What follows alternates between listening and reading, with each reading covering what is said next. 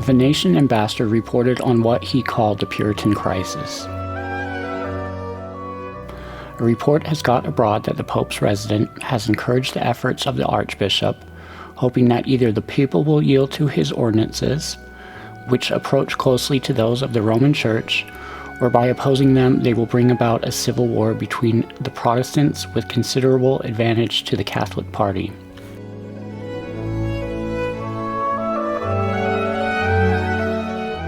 The secrecy with which Charles I handled his preparation for the war, the failure of his campaign, and the sense of humiliation and frustration it induced in the English, along with his unabashed appeal to Catholic aid, all stimulated suspicions. In April 1639, dissatisfaction was focused by the king's attempt to impose a new, non-parliamentary oath of allegiance on the army, an oath omitting any reference to religion, which was suspected to provide an alternative to the 1606 oath that many Catholics would not take. Charles sent 2 experienced Scottish soldiers, Sir Henry Crowner Bruce and his nephew Captain John Reade, to Antrim to hasten his preparation. The king promised the Irish Catholic Earl of Antrim possession of any conquered land in western Scotland. Reaching Ulster at the end of May 1639, Bruce and Reade found Antrim in disarray. He could not move his men without considerable royal funding, which Wentworth, later to be the Earl of Strafford, was not willing to provide. Bruce returned to his command in Flanders. Reade, a well-known Scottish court Catholic, remained in Ireland to accept a commission in the new Irish army.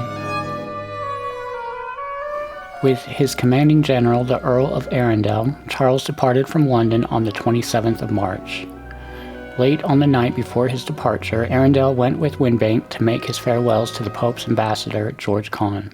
Charles stated he was conferring only with Arundel and Vane, for he could trust no other.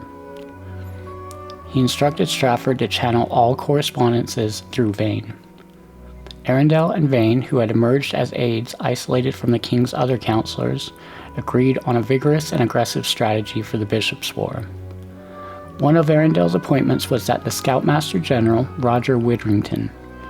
Widdrington was a member of an old family of Yorkshire and Northumberland gentry that was notorious for its Catholicism. When the Scottish army advanced unexpectedly to within sight of the royal camp at the beginning of June, Widdrington was blamed for inadequate intelligence. The incident drew suspicions upon Widdrington and Arundel. In conclusion, this business was hushed up, but great was the murmuring of the private soldiers in the camp.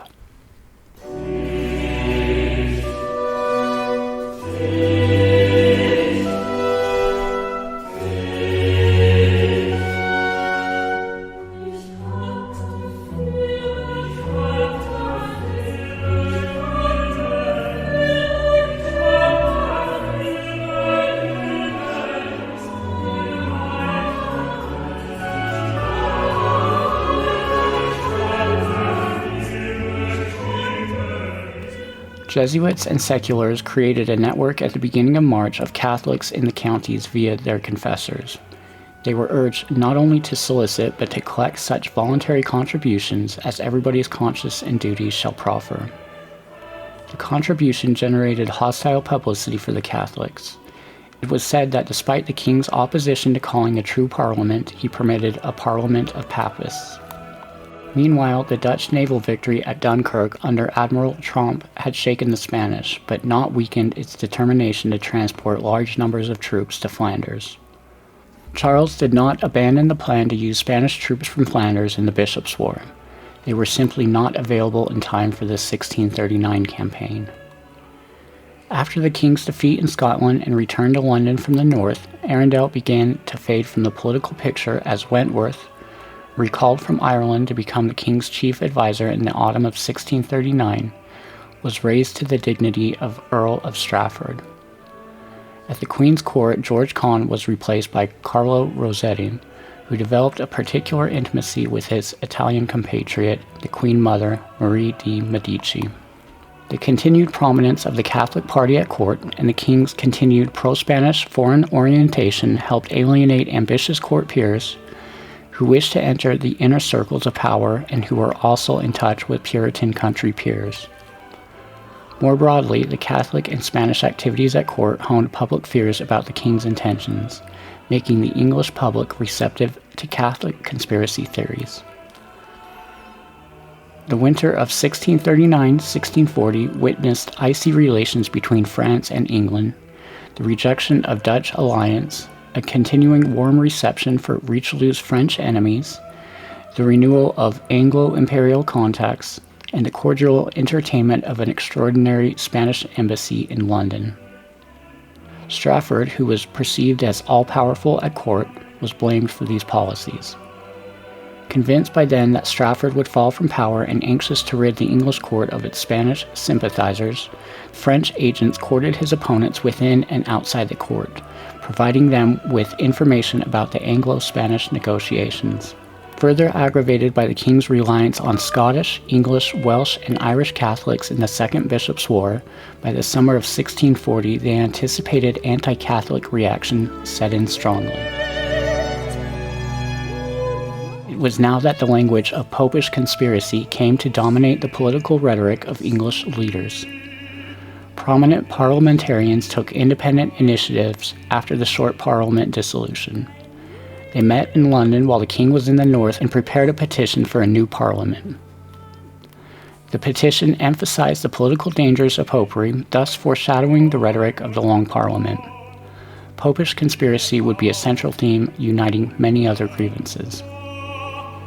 In August 1639, a fleet left the northern coast of Spain carrying 10,000 troops and a large sum of money destined for Dunkirk.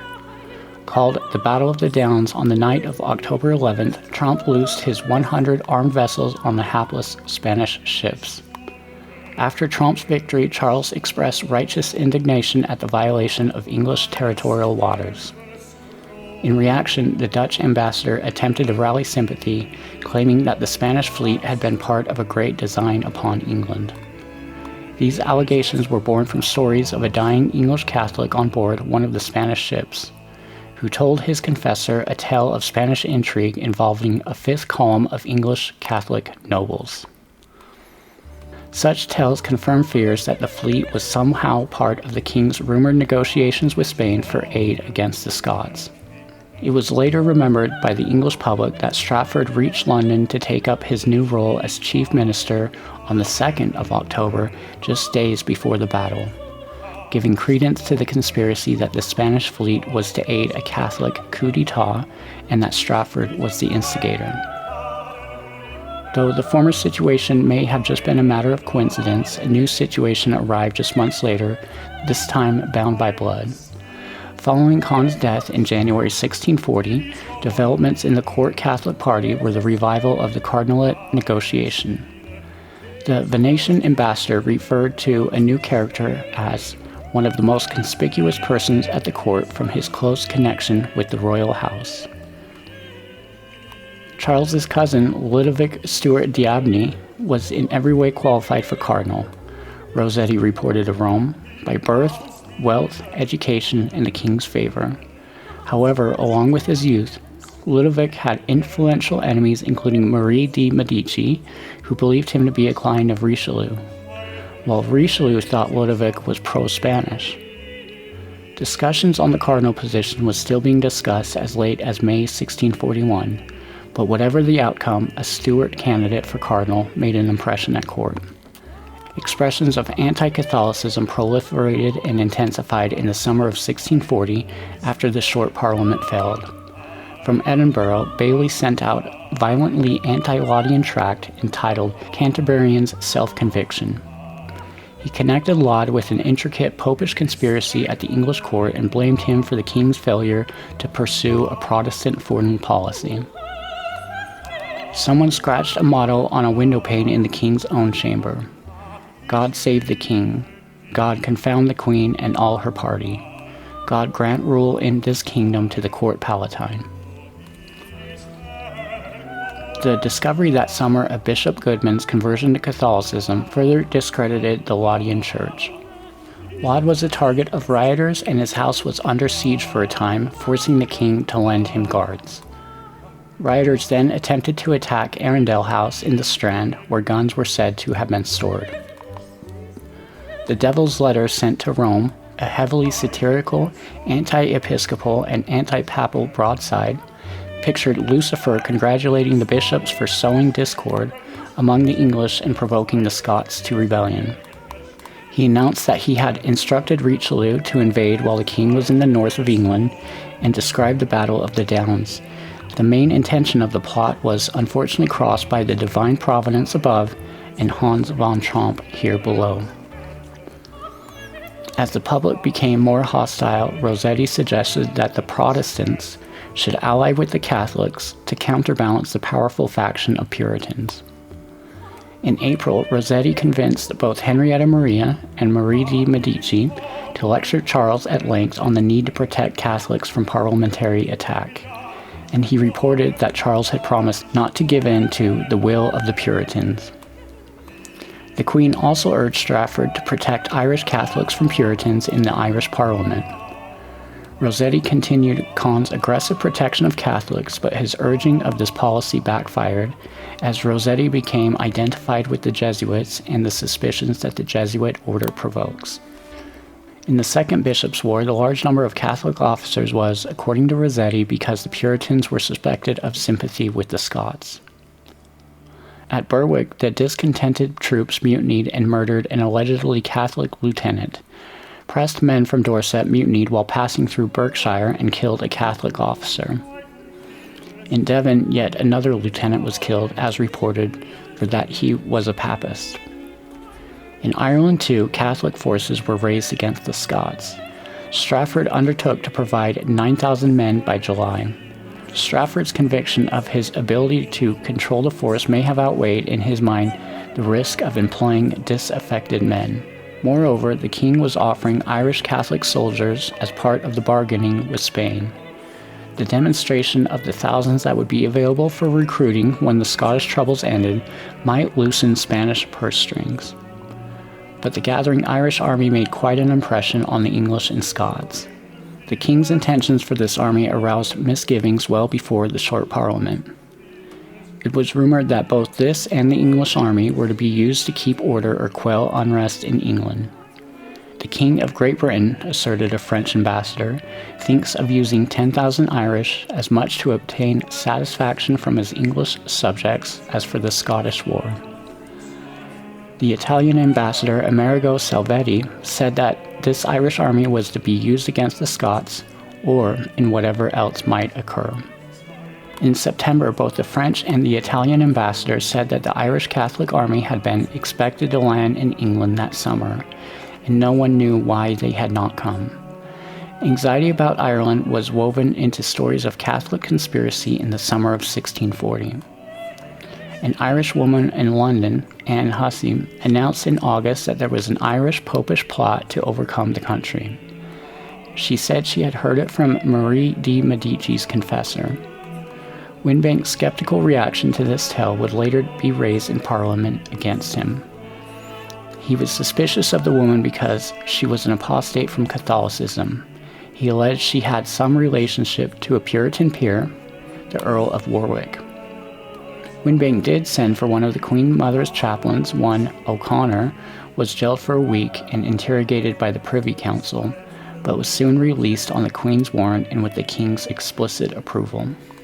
What was called the Habernfeld plot alleged the Scottish troubles had been provoked specifically to effect a double murder.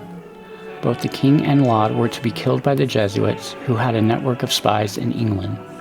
The namesake, a Bohemian Protestant exile, Andreas Habernfeld, wrote directly to Laud describing how he had met his informant, a lapsed Catholic priest, who, when he heard me discoursing of these Scottish sirs, said that I knew not the nerve of the business.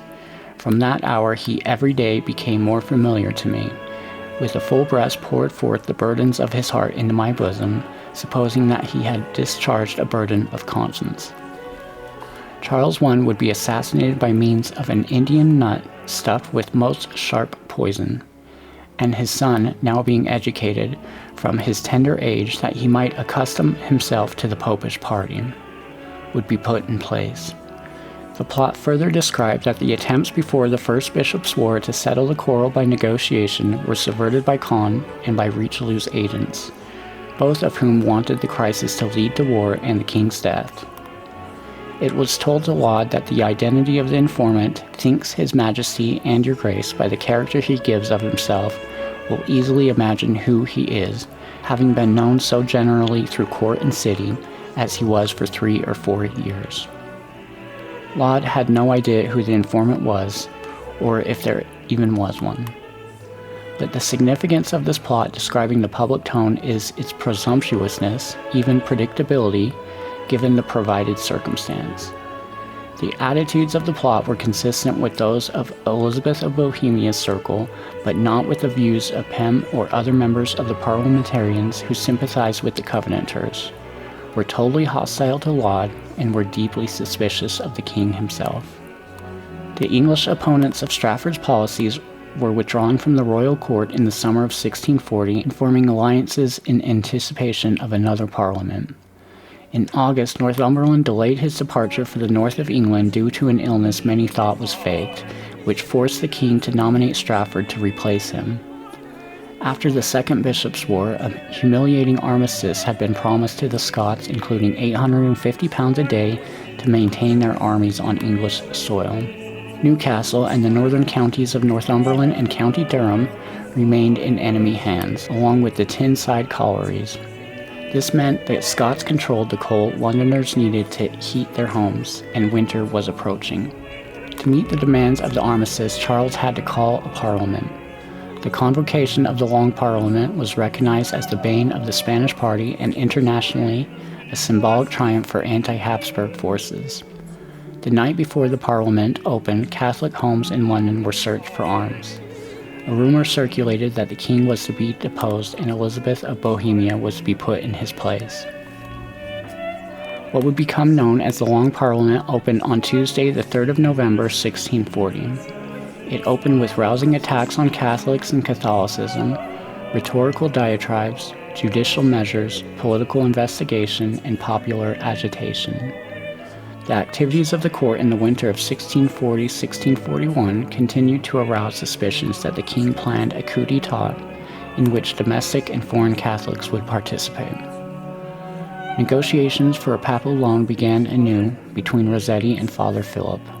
The money was intended for the support of English, Irish, French, and possibly Dutch troops to enable the king to regain independent authority.